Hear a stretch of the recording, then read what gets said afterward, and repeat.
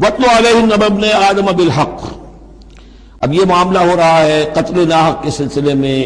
ملک میں فساد مچانے کے سلسلے میں، چوری ڈاکے کے سلسلے میں، کیا ان کی اہمیت ہے، کیا اس کے پھر سزائیں ہیں۔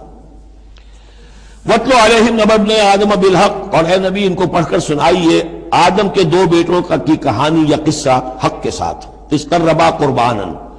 جبکہ ان دونوں نے قربانی پیش کی، ایک حابیل قابیل، اور ایک ان میں سے گنریے کا کام کرتے تھے، بھیڑیں بکریاں چراتے تھے، ایک کاشتکار تھے، تو دونوں نے کچھ اپنی جنس لے کر آئے اور دوسرے جو ہے وہ کچھ اپنے کوئی جانور لے کر آئے، اللہ کے لیے نذر کے طور پر پیش کیا۔ فَتُقُبِّلَ مِنْ أَحَدِهِمَا وَلَمْ يُتَقَبَّلْ مِنَ الْآخَرِ،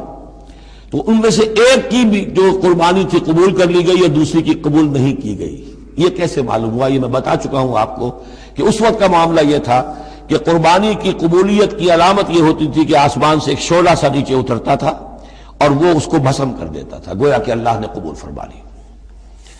قَالَ لَأَقْتُلَنَّكَ، اب جس کی یہ قبول نہیں ہوئی تھی اس نے کہا اپنے بھائی سے جس کی قبول ہو گئی تھی حسد کی آگ میں جل کر، میں تمہیں قتل کر دوں گا۔ قَالَ إِنَّمَا يَتَقَبَّلُ اللَّهُ مِنَ الْمُتَّقِينَ، انہوں نے کہا بھائی جان اس میں میرا کیا قصور ہے، یہ تو اللہ تعالیٰ کا قاعدہ ہے، قانون ہے، وہ صرف متقیوں ہی سے قبول کرتا ہے۔